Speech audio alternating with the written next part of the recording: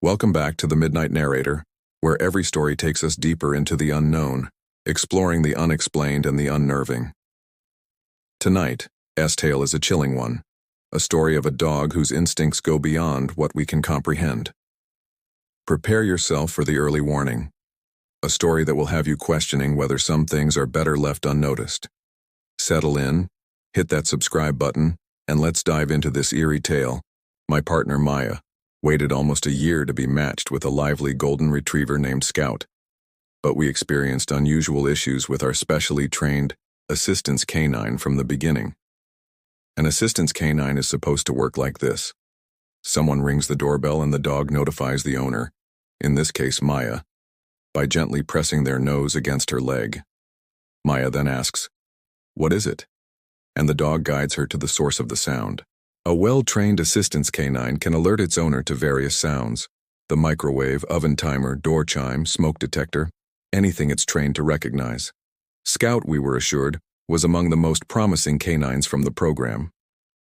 However, Scout was a little too good. She developed a peculiar habit, alerting to sounds before they occurred. The first instance happened while I was working on my computer. Scout suddenly perked up, ears forward, clear signs of an impending alert. She went to Maya, wagging her tail, and nudged her before leading her to the entrance. I frowned. I hadn't heard anything. Maya checked through the peephole and then turned to Scout, saying, "Nothing there." She returned to me inside. Another false alarm. "She did this earlier, while you were exercising." False alerts can occur with assistance canines. They might react to non-existent sounds hoping for rewards. But Scout simply stood by the entrance and whined, as if insisting she'd done her job. I was about to suggest contacting the assistance canine organization when, ding-dong, the doorbell rang. "Someone's at the door," I told Maya. Scout wagged her tail, a happy expression on her face as we opened the door to a delivery driver with a package and a missed delivery slip. After retrieving the slip, Maya turned to me. "Maybe it wasn't a false alarm this morning. Perhaps she alerts too early." She must have sensed the delivery driver approaching, I guessed. I was amazed by Scout. She has incredible senses. "Guess that's why they're called assistance canines," Maya joked.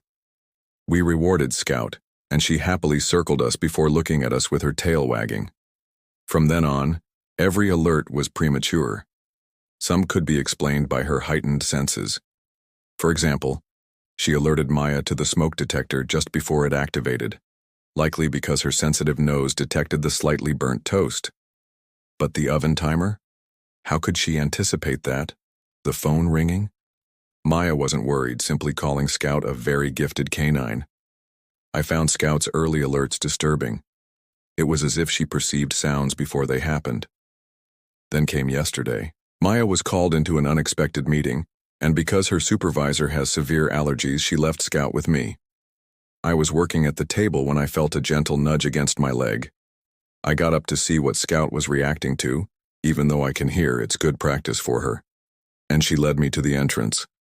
I waited, expecting to hear a knock or the chime any second.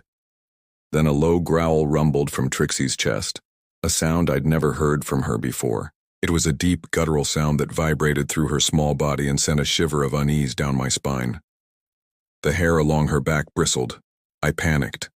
I grabbed Scout's collar and pulled her into our storage space under the stairs. The air in the closet was thick with the scent of dust and old coats.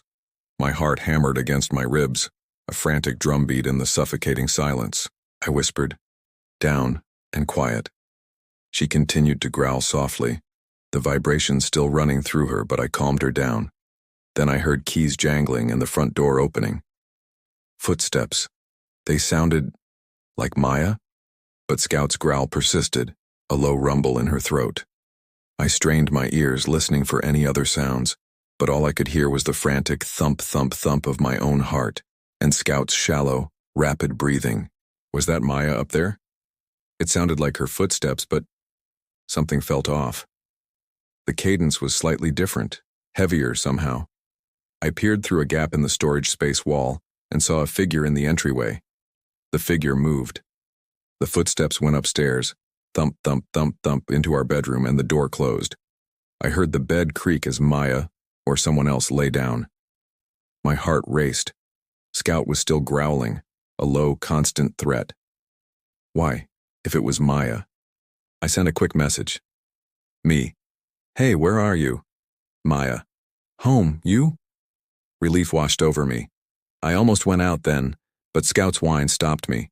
I called Maya. I needed to see her face on a video call. Upstairs, a familiar melody rang out.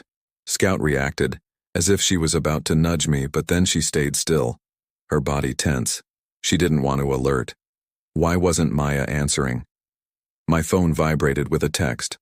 Maya. Hey Maya, where are you? I stayed hidden, trying to decide what to do, when Scout suddenly bolted past me, hitting the storage space door and running out. Scout! I hissed, following her. Instead of going upstairs, she ran to the front door, scratching and pawing as a knock sounded and a voice called. Hello? Maya? I think I dropped something outside. Simultaneously, I heard the bed creak upstairs as someone stood. Footsteps hurried across the floor. I yanked open the door, the cold night air rushing in, and lunged out. Maya stood on the front steps, her face etched with confusion, her eyes wide with a dawning fear. I didn't say a word, just grabbed her hand, my fingers digging into her skin, and pulled her away, my breath catching in my throat, each exhale a white puff in the frigid air. Scout ran beside us, barking sharply. What's happening? Maya asked. Someone's in the house, I gasped. We ran until we saw a neighbor. I called the authorities, telling them someone was in our house, a stranger with a key in the bedroom. I signed as I spoke, and Maya's eyes widened. The authorities arrived quickly, but after searching the house, they found no one. Just Maya's phone by the bed. It had only her fingerprints. We hadn't seen anyone leave after we escaped. We're staying with my family now. We don't know who was in the house. We're not going back yet. I still don't understand Scout's early alerts, but I'm grateful nothing worse happened. And that's a wrap for tonight's story, The Early Warning. What do you think? Could there be something more to our pet's behavior than we understand? Share your thoughts in the comments below. If you found this tale as unsettling as I did, be sure to like, subscribe, and tap the notification bell so you never miss another spine-chilling episode. This is The Midnight Narrator, signing off. Until next time, remember, sometimes the warning signs come earlier than we expect.